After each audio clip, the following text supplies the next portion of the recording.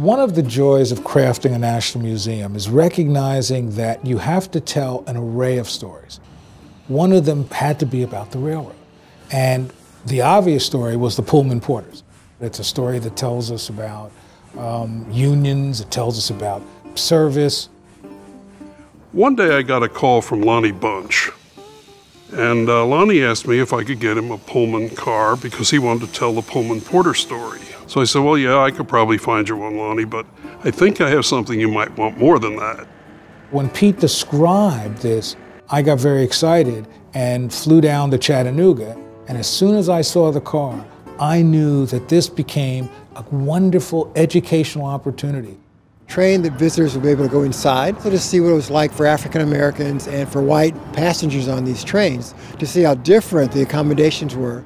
Some things were exactly the same. The seats were the same. There's a water cooler on both sections. They were the same. But the white section's twice as big. And the reason is that it has 2 large bathrooms with lounges and a luggage rack. Even though this was first class, and even though the ticket prices were the same for both parts, this one made you feel inferior. When the visitor walks in the car, this really becomes an experiential way to understand firsthand what segregation meant.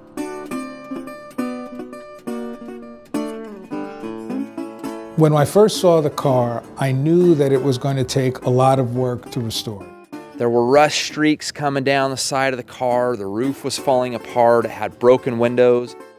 But in some ways, you could look past that and begin to imagine what this car looked like in 1940 at its heyday.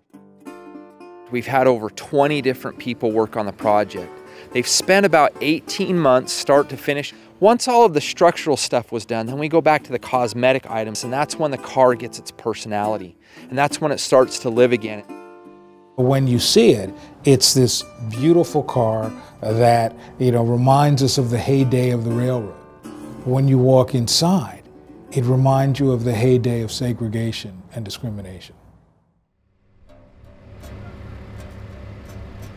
When I sat down to think about all the stories the museum should tell, I thought it was important to have something from a prison. And when we were able to get a guard tower from Angola Prison, we knew we had stumbled on the right object to help us tell this story. And the Angola Prison was really initially a plantation.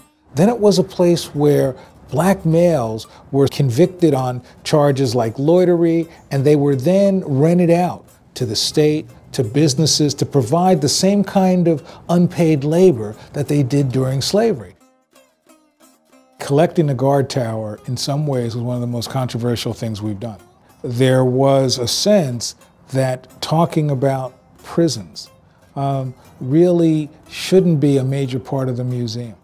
And yet, as historians, we knew that understanding prisons were a way to understand the African American and, quite candidly, the American experience.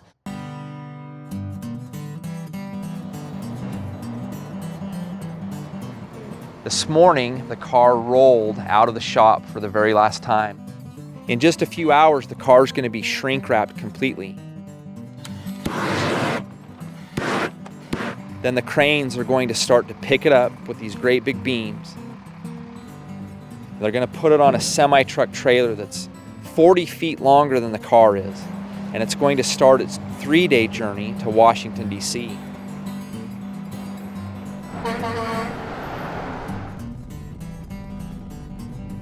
There are a lot of challenges with bringing an object this large from Stearns, Kentucky to Washington, D.C. The rail car is 80 feet long, it's 14.5 feet tall, and in excess of 10 feet wide.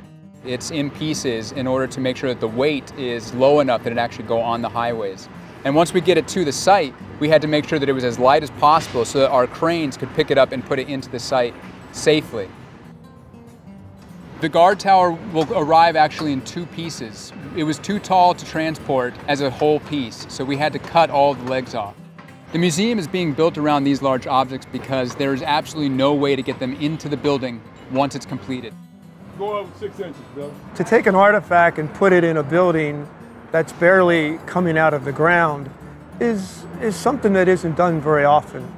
and that has presented some pretty interesting challenges.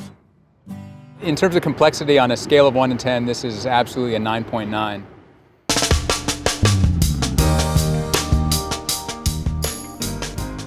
This means the museum is real, with its first artifacts being here. And it's amazing when I look at the vision that I had of getting a railroad car and getting a guard tower and what it takes to actually get it here.